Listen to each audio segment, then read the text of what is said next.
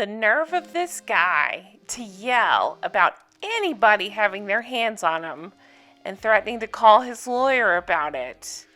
We're talking about Uncle Bad Touch here, who can't keep his damn hands off anybody, is complaining about somebody having their hands on him without his permission.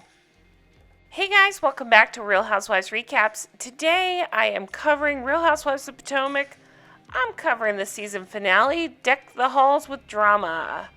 You guys, let me tell you what's happening. So I don't have cable. I know.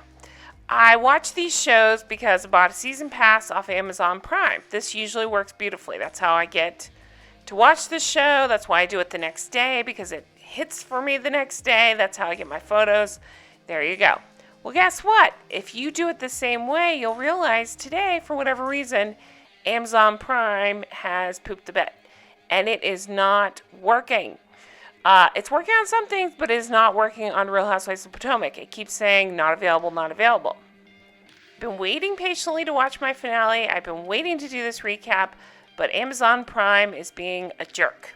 So, through means I care not to discuss here, I was able to watch the episode, but I could not take photos of it. So let me tell you what I'm going to do.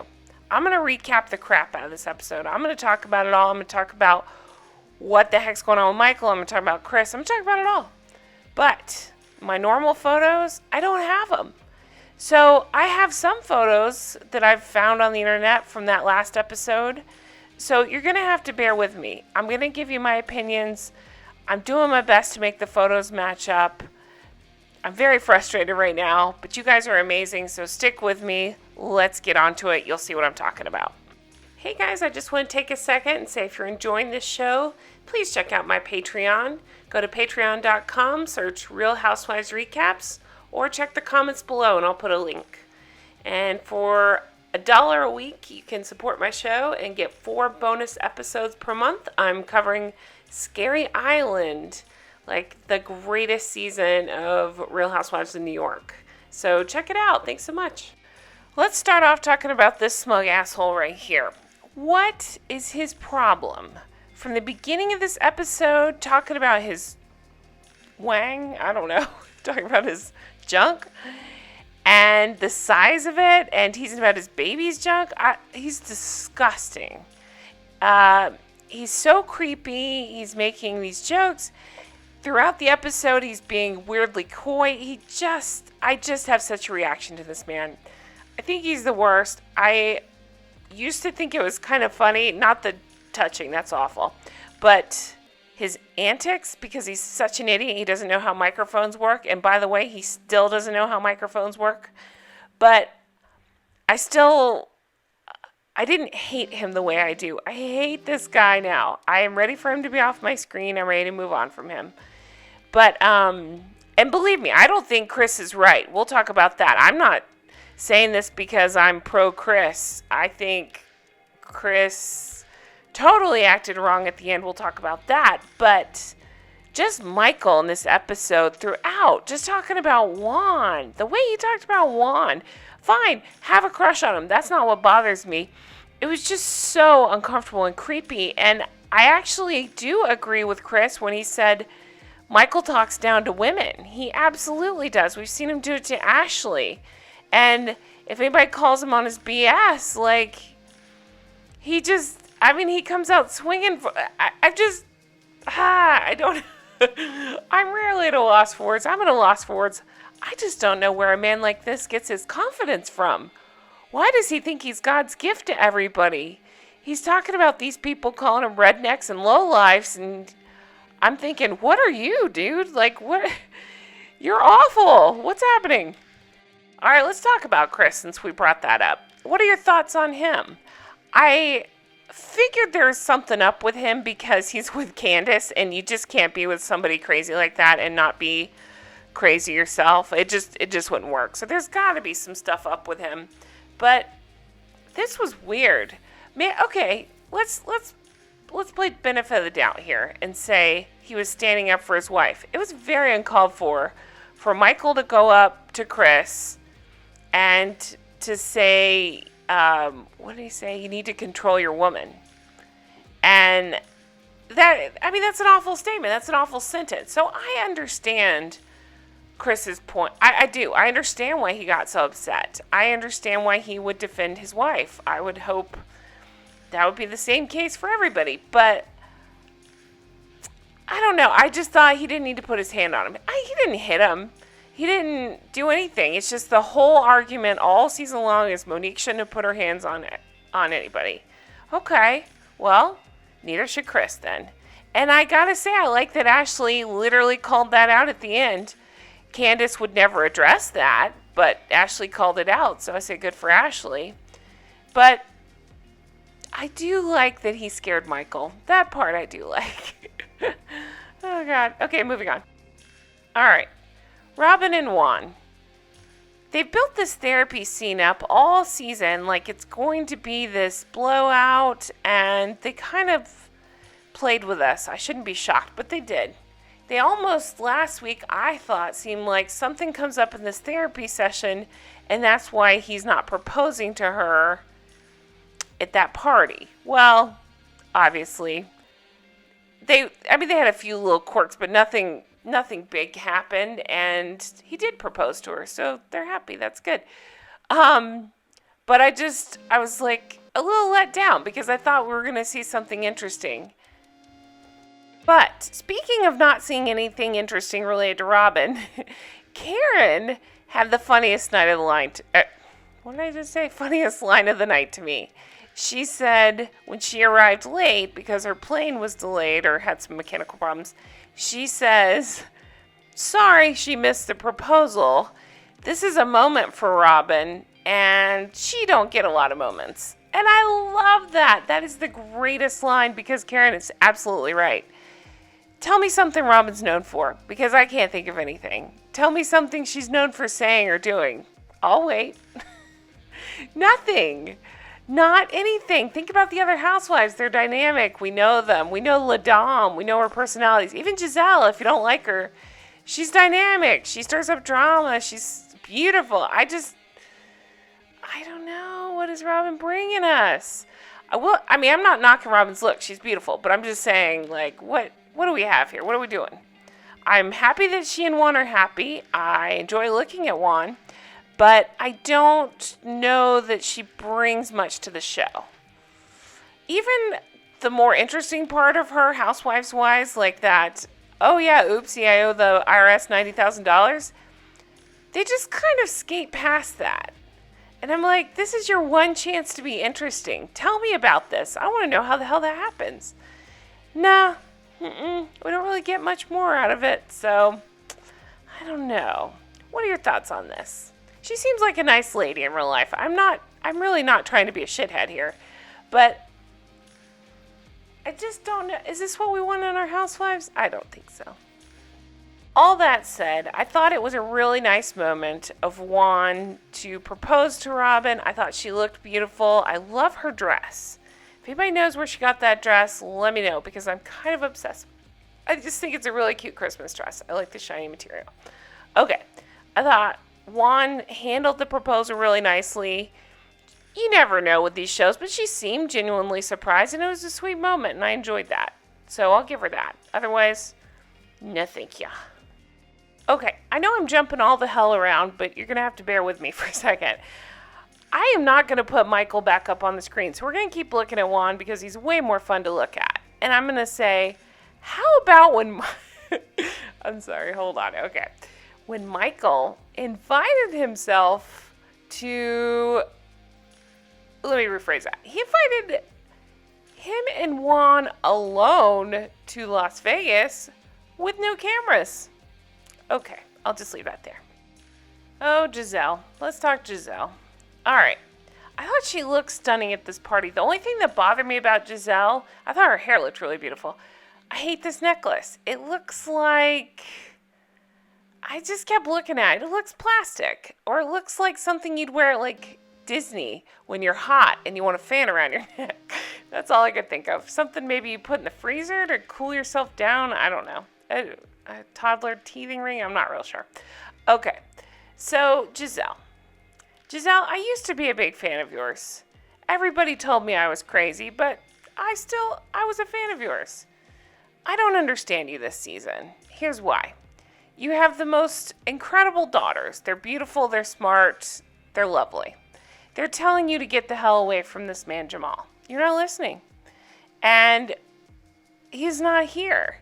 And there's always an excuse. And Karen pointed out before, she's the first one to ask questions when like another one's man doesn't show up or something's going on with another one of the ladies. But you can't ask her questions. She got kind of defensive when they brought up Jamal, I thought. She's saying he's got to be at church the next day. And I'm thinking, I get that.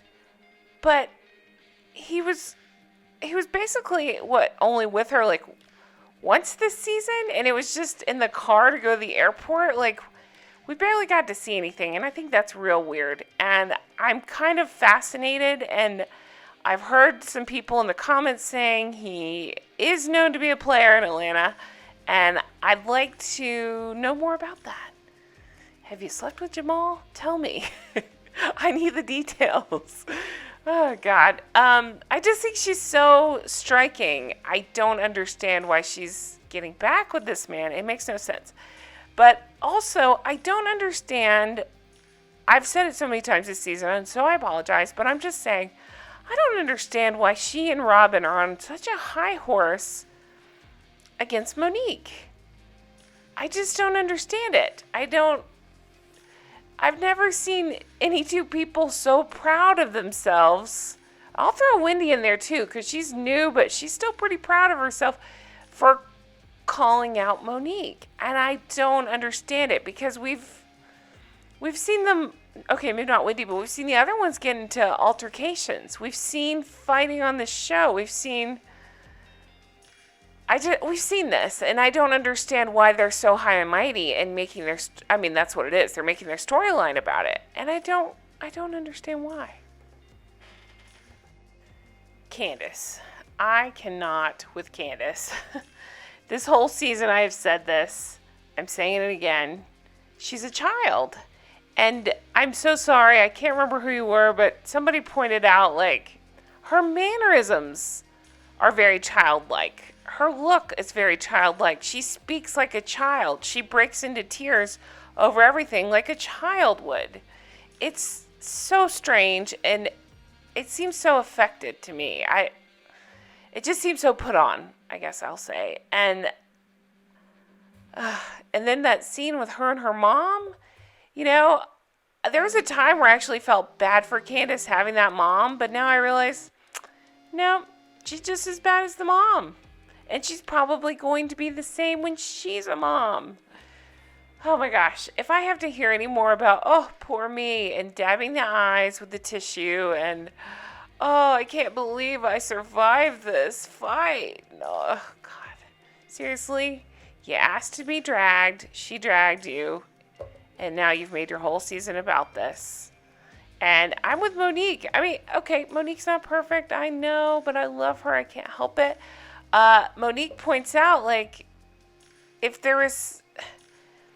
The courts looked at it, and they decided they're both wrong, and dismissed them both. I don't know what else to say. And then everybody else has slowed down footage and realized that apparently Giselle was the one that pulled her hair or something.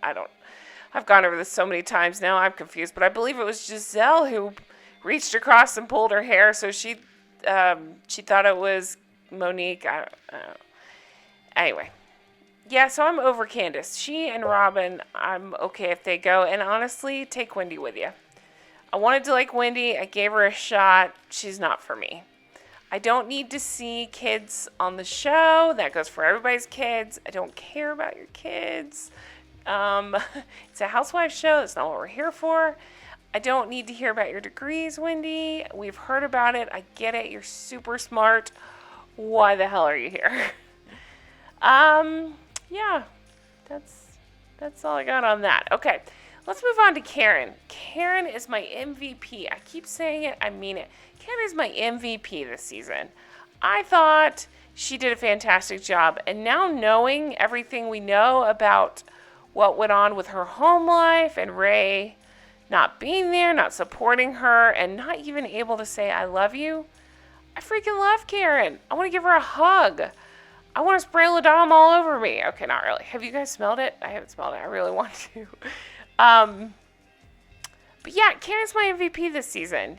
She tried to do the right thing. I really feel like that. I felt like this argument at the end of this episode was just nothing. I felt like she really was trying to do the right thing. In the text, she clearly had Monique coming first, and then she had Candace coming later. She was trying to be a friend to both, even if Candace is right. And Karen called and said, hey, why don't you come over a little earlier? That was still like an hour and a half buffer between the two ladies. And if you remember, when Monique got there, she was dressed beautifully and said, oh, it's because I have a charity event to go to. So I'm sure Karen knew that. She probably knew, all right, Monique's just stopping by to say hey. She's got this charity event. Even if I told Candace to come by at 5, whatever, it's still going to be okay. They probably won't see each other. So I just felt like this last argument was kind of forced between Karen and Candace. And Candace has to act like a child, pull out the waterworks. And I thought Karen handled herself beautifully. That's what I think. So that's most of the episode. I'd say a whole bunch of crazy stuff happens in the last 15 minutes. It's all this crazy... first of all, we've seen Michael all throughout the episode being very flirty with Juan. Cool. If Juan's cool with it, I don't give a shit. They can flirt with each other, they can make out, I don't care. But it is interesting because... It's interesting because of the past seasons, and we know what a monster Michael is. So to see him like this, while his wife's not around, and to still not understand how microphones work, because he is mic'd, and we can hear him say things like, hey, Juan, I want to take you. Oh my goodness, I want to take you on your bachelor party, just us, no cameras, to Las Vegas. Okay. Yeah. So... And then we see the fight with Chris and him. Now, again, we talked about this. I understand why Chris was so pissed. I do. But he did put his hands on Michael, if you want to get technical. I don't think it's any big deal, truthfully. He just pushed him backwards. But if you want to get technical, and since they've hung their hat on Monique put her hands on Candace, I'm going to say Chris put his hands on Michael. Now, he called Michael a little bitch. And I agree. Michael is a little bitch. He talks down to women. He treats his wife like crap. We find out that after all this, he took her to the Bahamas the next day. What does that say? He treats her like crap, and then he does these gestures, and then they end up with another baby. Ugh, Ashley, get away from this man. Okay. So... After he put his hands on I don't know how else to say it. That sounds way more dramatic than what actually happens. But after Chris put his hands on Michael, Michael starts yelling, Chris pushed me. I want to, he says, I want to call my lawyer. I'm calling the lawyer right now. You're going to jail. And I'm thinking, buddy, if anybody should be in jail for touching another person, it's you. How can your memory be so, I don't know, non-existent? How do you not realize? I mean, he has no self-awareness. I get it. I'm talking to a wall here, but you get what I'm saying. So Ashley wants to know what's going on with all the fight. She immediately comes to Michael's side, which was really nice because Michael does not do the same courtesy to her. I was even pissed when Michael was doing that weird thing where he's like, Juan's not going to propose. And Ashley was like, why do you say that? And he's like, I can't tell you. I'm like, that's your wife. You can tell her stuff. I understand why he wouldn't say on camera, but even the next day she was saying she still doesn't know the answer. So he didn't tell her the night of. And I think that's crap because you don't do that with a partner or spouse or whatever. Like you just tell them, you trust that they're not going to tell anybody and you tell them. So that was the whole thing was weird. So Ashley did a great job of defending him, even though he's indefensible. But she's like, oh, so Monique has no self-control. And Michael, I'm filing suit against you. You're going to jail. And Juan is telling him, stop, Michael, stop. So security escorts Chris out. And Michael then, he's the worst. He's calling him a redneck lowlife. Chris says every time he talks down to a woman because he's a bitch. He says, disrespect your wife all you want, but you won't do it to mine. And I thought that was kind of hot. Okay. Candace says, F anything that's not us, it's fine. Karen hugs Candace on the way out. Candace says, everything I thought I knew about my friendship with Karen is a series of shady and disloyal, and this is fake crap. Okay. Candace is so dramatic. It's ridiculous. She can't even see that Karen was trying to be a friend. Okay, then we see the end cards. Honestly, nothing to report there. We go. Okay. Then we see the weirdest scene, I thought, of the whole episode. We see production gathered in this weird, waiting area, whatever. I assume they're looking at monitors, trying to figure out the story. It's production, whatever they're doing. They're making this show. They're doing the Lord's work. Somebody spots Michael and says, you can't be in here. And he goes, of course I can. I have a right. That just speaks volumes to Michael's self-esteem, ego, full of himself nonsense. Security ends up having to escort Michael out, and Ashley's telling him, stop, they're doing their job to Michael. And she's saying, stop it, you're embarrassing the F out of me. And she walks out. So we didn't get to see what the heck happens in the hallway for her to say that, but I'm assuming it's just his overall nonsensical behavior and his, I feel like she just had enough. Obviously not, because she went away with him the next day and they got knocked up, but I'm saying, what happened there? Does anybody have any idea? Write me in the comments below, because I really want to know. Again, I have to draw attention that when security is escorting Michael out, he says, and I quote, he's touching me all over and it's disgusting.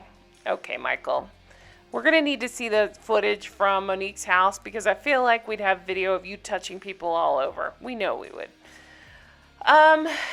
Yeah, and that's how the episode goes, you guys. I cannot wait to see the reunion. I'm super excited. I'm excited to see what's in Monique's binder. I'm going to need to see all the evidence. I want to hear everything. I'm still confused about the barn fight, truthfully. And I want to hear everybody explain it back. That's what I want to do. So I'm excited. I can't wait. Again, I apologize about the pictures this episode. Amazon sucks. That's all I got. But thank you guys so much for watching. I really appreciate it. While I got you here, I'm going to tell you, even if you don't watch 90 Day Fiancé, I just posted earlier today, 90 Day Fiancé, the new season aired last night, episode 1. Season 8, episode 1. Even if you don't watch the show, go watch my recap. You will not believe the train wrecks that are over there. It makes these Bravo women look like saints. I've never seen anything like it in my life. These people, I don't know. It's just wild. You just have to see it.